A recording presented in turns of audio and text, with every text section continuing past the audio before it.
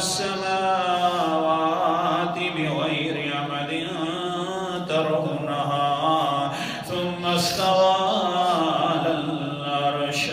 اللہ تعالیٰ نے سارے آسمان بغیر ستون کے پیدا کر دیے. اے انسان اتنے اختیار چلا رہا ہے، دیکھنا تو بھی مانگے گا ملک جو میری ہوگی، قدرت بھی رکھتا ہوں، مانگے گا تو اپنے اختیاروں کے ساتھ تجھے بھی دے دوں گا. آسمانوں کو اپنے اختیاروں کے ساتھ کھڑا کر دیا ہے، ستونوں کی بھی ضرورت نہیں پڑی نا. وَسَخَّرَ الشَّمْسَ ثُمَّ اسْتَوَى عَلَى الْعَرْشِ. پھر میں عرش کے اوپر مستوی ہو گیا. اس کا پہلے ایک مرتبہ میں درس دے چکا ہوں، پھر دوبارہ ذکر نہیں کرتا.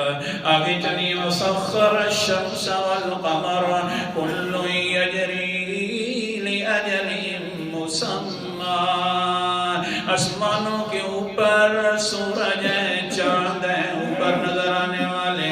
میں نے چاند کی منزلیں بھی بنا دی ہیں، سورج کی منزلیں بھی بنا دی ہیں. کل یجری لأجل مسمى. ہر ایک چلتا رہتا ہے اپنے مقرر وعدے تک، اپنے مقرر وعدے پر بھی چلتا ہے، چلتا رہے گا، قیامت تک چلتا رہے گا.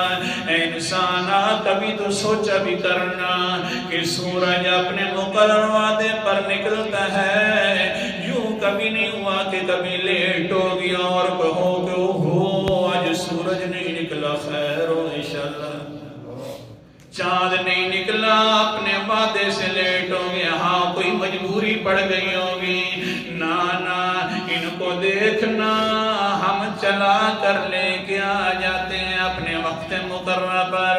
پھر منزلیں بھی بنا دی اور ساتھ ساتھ کیا کر دیا. سورت کا نام سورت زمر ہے، 23واں پارہ ہے. اللہ تعالیٰ فرماتے ہیں یُکَوِّرُ اللَّيْلَ عَلَى النَّهَارِ وَيُكَوِّرُ النَّهَارَ عَلَى اللَّيْلِ وَسَخَّرَ الشَّمْسَ وَالْقَمَرَ. آیت نمبر میرے سامنے 5 ہے. میں نے ان سورج کے ساتھ یوں بھی معاملہ کرنا شروع کر دیا. دن کے اوپر رات میں نے چڑھا رکھی ہے، قمر کے اوپر قمر کی مانند. اسی طرح پھر میں نے رات کے اوپر دن بھی چڑھا رکھا ہے.